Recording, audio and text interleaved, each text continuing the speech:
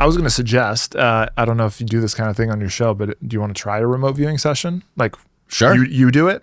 Like right now? Yeah. Yeah. Yeah. Okay. I don't know how it'll come out, but we can try it. Yeah. You just need a piece of paper and a pen. You could even do it on your tablet, I think. But so I will choose a photo. Okay. And I'll come up with some like task number, and then I'll kind of guide you through. I don't want to guide too much because I don't want it to seem like I'm guiding you to the answer or something. But I'll try to come up with a just like framework of what you should try to visualize and see what comes out. Give me a second here to find something. This is going to be fun. You've never done something like this? Never tried it. Okay.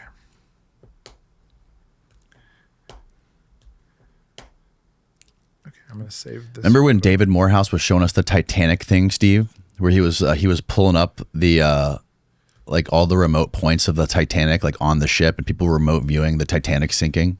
Oh wow. Yeah, that was pretty nuts. Yeah, like people could like they were picking points in time for people to go back to and like remote view like what was happening. Cool. On like major historical events, right? Like the Titanic, like the idea that there's like some sort of like major events like that, there's some sort of like, again, I don't even have the words to describe this, but like maybe there's more of a connection to those events because there's so many people involved, and like that is somehow stronger. It's easier to tap into big events like that. Yeah, there's some theories behind that. There's a physicist, Ed May, who's got some really cool ideas on this, but his thought is that things that have a lot of entropy tend to be easier to remote view. So think of things like natural disasters or explosions, or like a lot of the CIA programs would be trying to find like a downed plane or some kind of like silo with nuclear missiles and stuff like that. And apparently those are like hot spots, like McGonagall would say that. So, and that's interesting because entropy is just kind of like essentially the change of information over time, right? So maybe it all goes back to just like the universe being pure information, right? Everything is out there, back in time, forwards in time. Everything is just in this, like I said, substrate of something with all this information, and you can just tap in, right? Well, that's one of like the laws of the universe, right? Is that we're bound by entropy. Yeah. Like entropy is always increasing. Always increasing, right? Yeah. But there are things that have higher entropy, like I guess if you like have a cup, right? Low entropy, but when it shatters, like its entropy increases. Because this thing cannot be put back together. Right. Like it's just like become more in disarray, right? So things like that are heightened, and maybe that kind of plays into these natural disasters, or something where there's some intensity behind. Maybe trauma too. Trauma is very tied to that. Yeah. And it could be also like an emotional entropy too, like all these humans together, like experiencing this kind of change and death and disaster. Like maybe that's just like a hot spot for in this timeline of events to like hone in on. 9/11. There's this crazy, I think this was in a Dean Radin book where it's like a traffic jam of like consciousness. Yeah. And there's like these spikes, right, where certain things happen.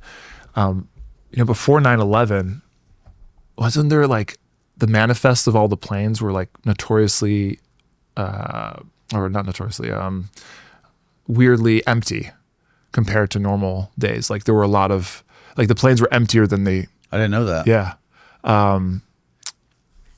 Insinuating that maybe a lot of people had a feeling, a gut feeling, like whether it meant they like stayed in bed a little longer and dilly-dallied and missed the flight, or they purposely were like, I'm not gonna.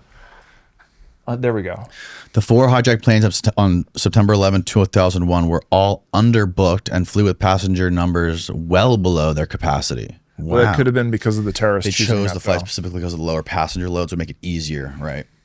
Well, how would they know? Maybe they could. Maybe there's a way they could know. Yeah. Would they book it last minute? I think so.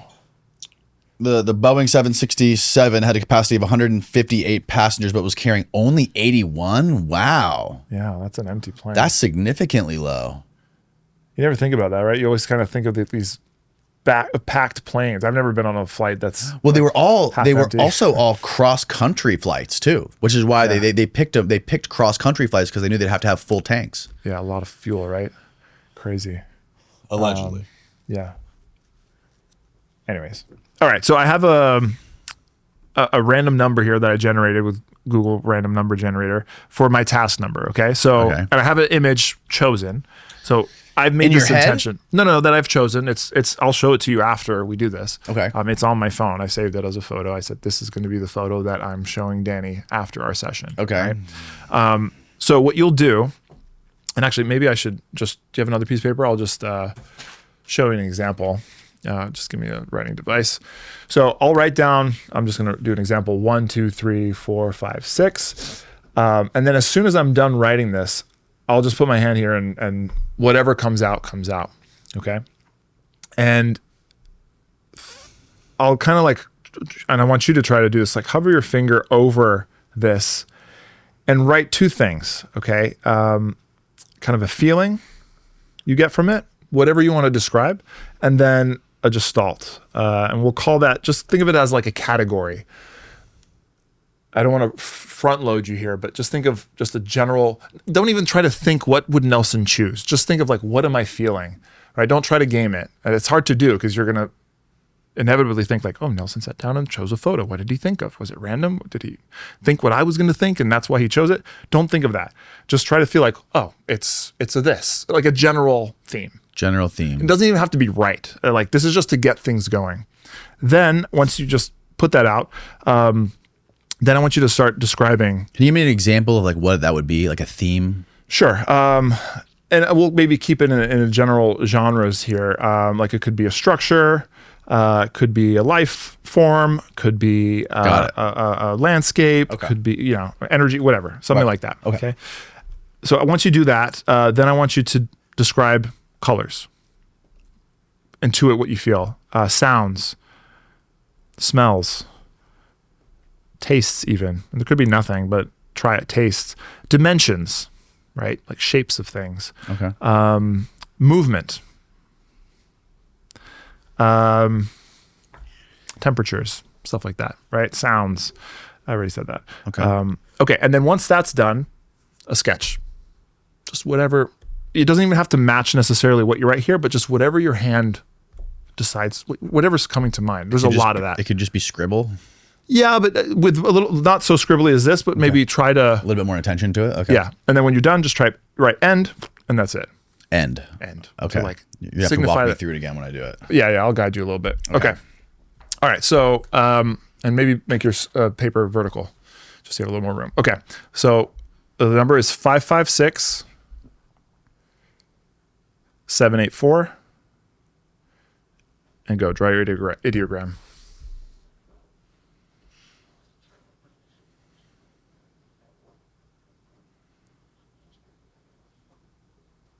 Cool. Whenever you stop it, that's fine. Yeah. And now hover your hand over it and really just try to tap in and think of a feeling it gives you, and then a general category. Is it gestalt? A feeling that it gives me. Okay.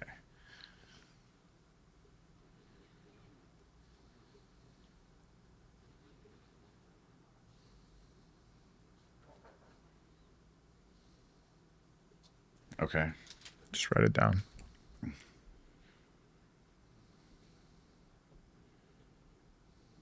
Okay.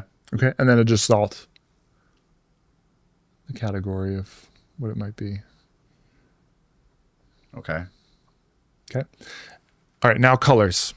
Write down colors that come into mind.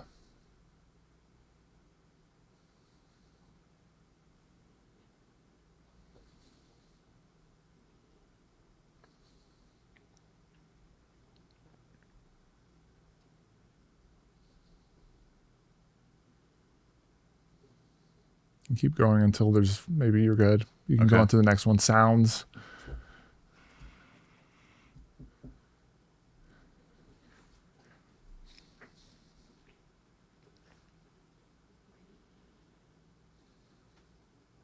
Don't think too hard. Really just go with it. Nothing's a wrong answer here. Okay. I mean, there is a wrong answer. But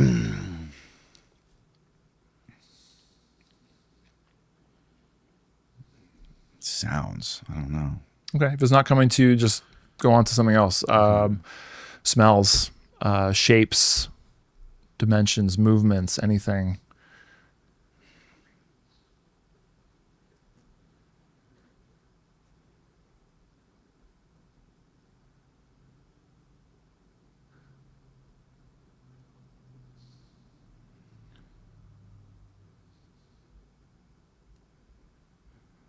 I feel like I have something popped into my head that gave me like an idea of what it could be, and now I'm kind of like following that. If you get one of those, that's called an AOL, an analytical overlay. So on the side, write AOL and name the thing that you're thinking of. Okay.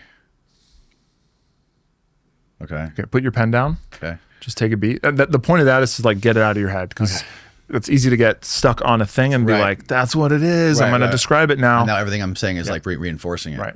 And so now the idea is to kind of let that go and go back and just try to see what comes through the stream again. So you can continue. Just write anything. Yeah. So, taste, smells, sounds, temperature. What's the temperature? Is it,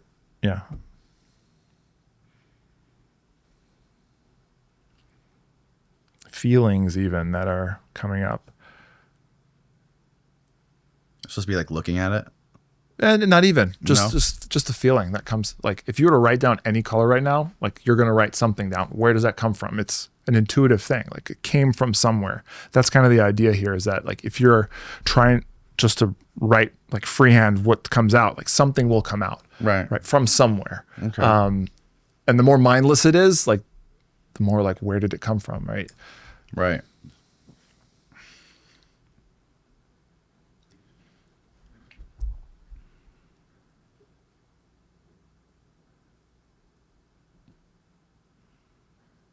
If you hit a wall and that's kind of it, then like move on to the sketch.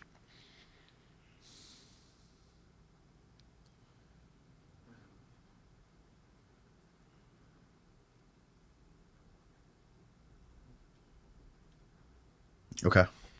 You do your sketch? Oh, do a little sketch now. Another sketch? Yeah. This one was just like an ideogram, we call it. But then the next one will be more like an intentful sketch, right? You can piece together some of the information that you have, if it makes sense. Okay. But now you're actually trying to draw something, not just a scribble. Yeah, it doesn't have to be like an amazing piece of art, just general shapes and structures perhaps, or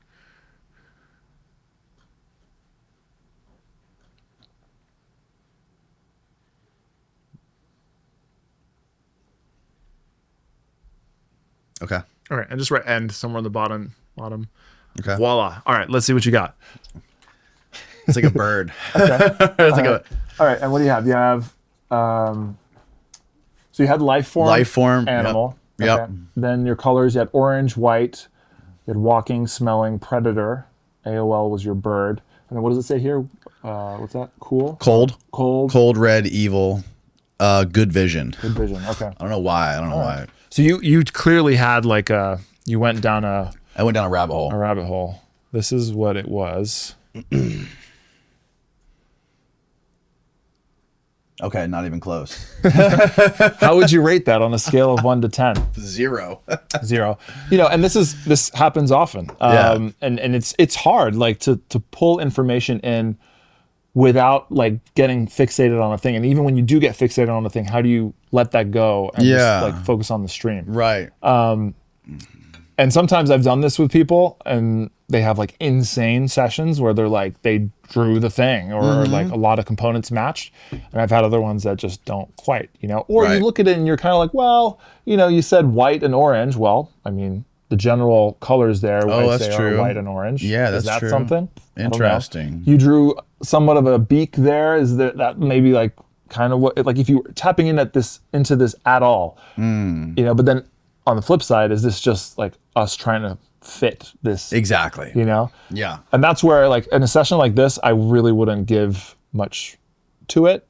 But there's been sessions where, I've drawn the fucking thing and it's like, that wasn't a guess, it was the thing. A Let's try it the other way. Well, I was going to say, I'll tried- try one. I've never done it like on the spot, but it should be fair that I try it as well. So yeah, you choose a number or you choose a picture, and then find some like 6-digit number to give me as a task number. Steve, do you have any paper? No.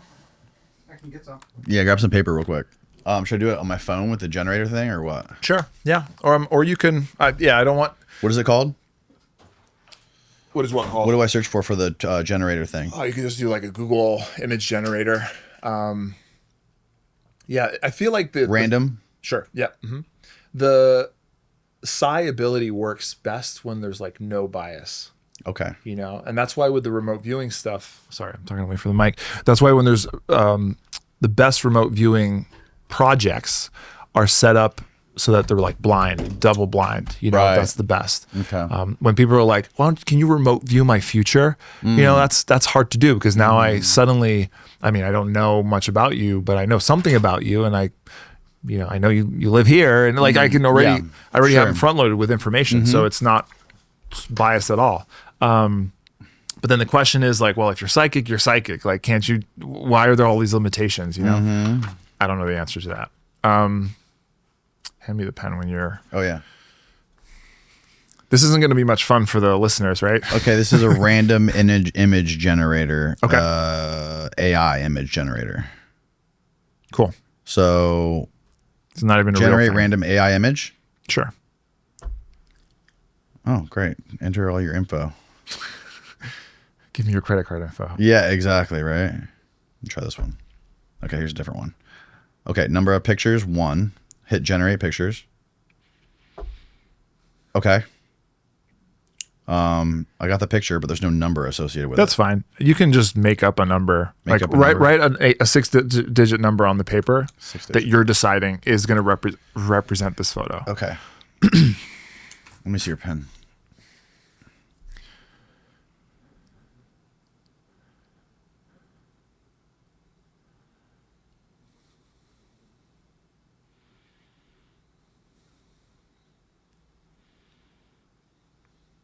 Okay. Okay. All right. Give it back. Let me just give me that number. The number is 767 Yep. 767 114. 114. Okay. So I'm do it a little different. I'll write my name at the top. Put the date. What is it? October 16, 2025. All right. And now 6767 114. Okay. All right. He wrote it down on the piece of paper. Now he's just scribbling shit Yeah. on the paper.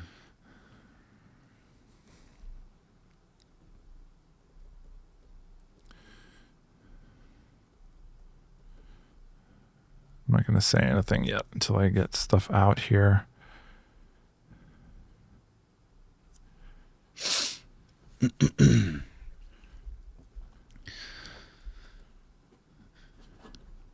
For people that are just listening and not watching, he is scribbling stuff on the paper still. Looks like kind of scribbly words. We'll go over this after I'm done. Okay. He's writing a lot of something. He's not drawing.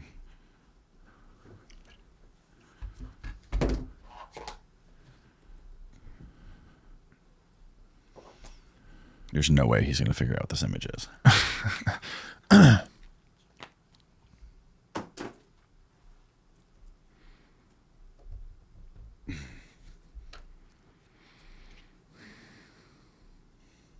Maybe I can show the camera.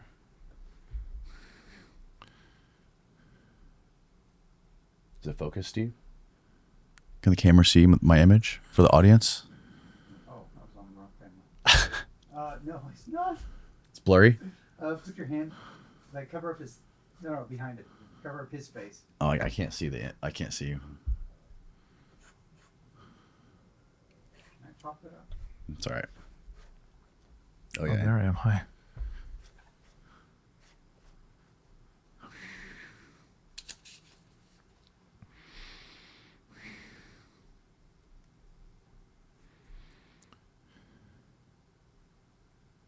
No, they can't. It's not gonna focus. That's okay. All right, now he's writing down a bunch of words.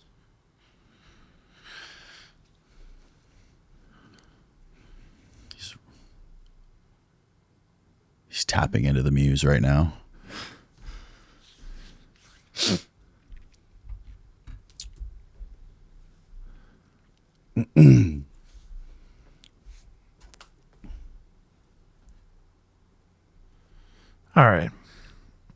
All right. This is stuff that I got. Okay.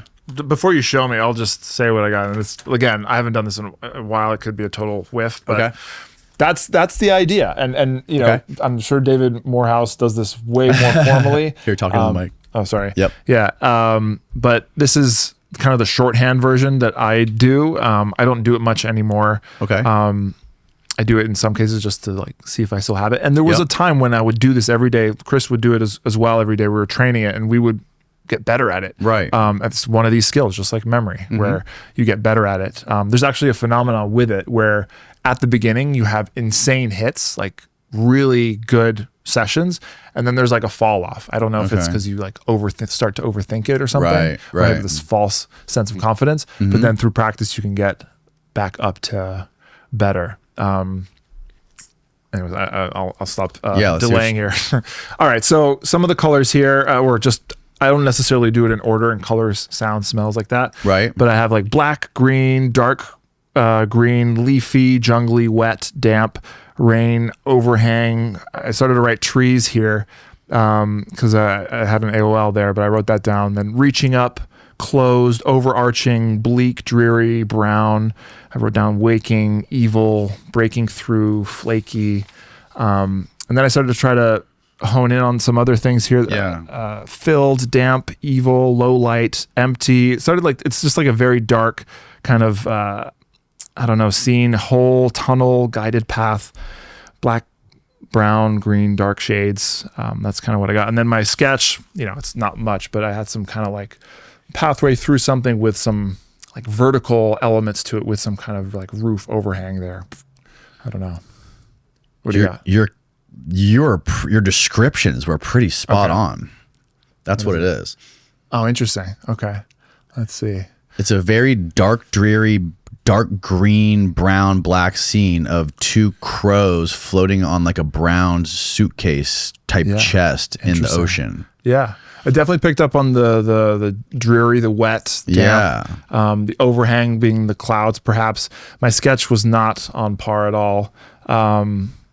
But your descriptive words were very, very close. Yeah. And so take that Can you see this on the camera, Steve? Yeah, hold it up for your camera. Just poke it right at your camera. This? Yeah. And I was going to show my screen just so people can see, or my paper. Autofocus. There we go. Yeah. That's nuts, man. Crazy, That's right? good. Okay, so if I were to grade that, I'd probably say, I don't know, like a 4 or 5 out of 10, 4.5 out of 10. Yeah, dude. But you as someone watching that felt like I tapped in on something, maybe? Yeah. And so sometimes it's like that where you get elements. Mm-hmm. And this, again, this was like back of the napkin version of it. There's many steps, like as you get deeper, that you start with this, and that's like flirting with the signal. You get pieces of it. There's noise, but you get pieces of it. And then you like go bit by bit down certain rabbit holes and pull out more information. And by the end of it, you can build something a lot more detailed. And, it even sounds like I was really tapping into like this foresty thing. Yeah. Even though because I started with the wet damp thing and that was kind of correct. Yeah, wet damp. Yeah, it was in the water. Yeah. And so maybe I went too far down the logical rabbit hole my brain was telling me to, was that, it's like a jungly forest with trees. And so I wrote down trees to try to deal with that. And then you try to get back and try to reset. That's hard though. Like I'm not the best at this, but pro remote viewers can do that and will come up with some really detailed information. It's also interesting that mine was about a bird and like an evil... Dude, yeah, maybe you even like... Maybe I saw the future. You saw your own shit. That can happen too. It's called displacement, where you're like remote viewing the next thing or the thing before, like it's offset, Because like maybe you got the signal, but you were like off a channel, Right. Maybe I was seeing the future. Yeah. Dude, that's crazy. Yeah. Because what else did you write here? I mean, life form animal, orange, white, no. Yeah, no orange or white. But even still, the bird is kind of interesting. Yeah. The bird was interesting. I don't know why. 'Cause I think I got the bird thing from that. I drew like a beak there. Oh, interesting. And then I kind of got stuck on that. It looked like an eye and a beak. Yeah. I think that all this is, and there's different protocols that different camps of the original remote viewers that will do it slightly different. I think all you're doing is you're trying to quiet the logical mind that's going to just like try to make meaning out of shit. Because when you silence that, that's when you quiet the intellect, your intuition raises. And that's what this is all trying to do. Whether I write my name in the corner, focus on the number, like it's all ways for me to just like blank out in a way and just listen to what is just naturally coming to me without thinking. Right. The better you can do that, I think the better you can to quiet your mind. Yeah. Which sounds so opposite. You're trying to like listen to your mind at the same time, yeah. Or listen to a signal that's coming into your mind, right? Yeah. Like to completely shut down like the analytical thinking mind and just like become turn your mind into like a blank canvas to receive something else that's there. Because that's all we do day in, day out is we listen to our analytical mind. We're just always trying to make sense out of stuff, trying to logically deduce this from that and think things through. But listening to our gut and our intuition, there's a lot of value and insight there, and I think that's where this stuff comes through. Yeah, dude, that's super interesting. Yeah.